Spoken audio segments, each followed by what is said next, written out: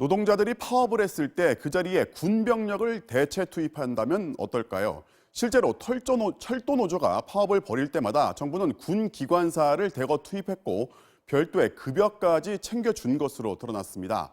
법원도 최근에 법적 근거가 없다고 판시했지만 이런 군병력 투입은 계속되고 있습니다. 임상재 기자의 보도입니다.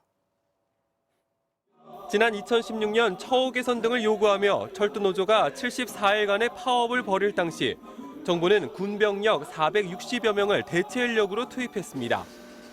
당시 대체 투입 보수로 군 기관사에겐 1인당 1,300만 원, 차장은 850만 원씩 총 46억 원이 지급됐습니다. 열차 운행에 경험이 적은 군 병력이다 보니 당시 크고 작은 안전사고들이 하루가 멀다 하고 벌어졌다는 게 노조 주장입니다.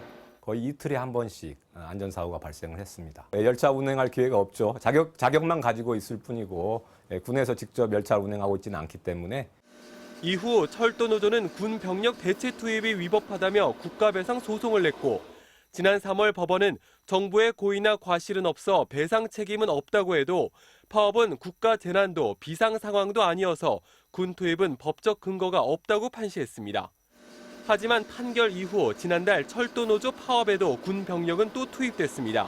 국민 여러분의 불편을 최소화하기 위해 국방부 대체 인력을 투입하는 등 가용 인력을 모두 동원해 코레일 측은 국가 기반 시설인 철도는 필수 사업장이어서 군인이든 누구든 파업 시 대체 투입이 가능하다는 주장입니다. 국민 불편을 최소화하기 위한 조치라는 말도 반복해왔는데 그럼 항공사, 병원 파업 때마다 군인을 투입할 거냐는 비판이 나오고 있습니다.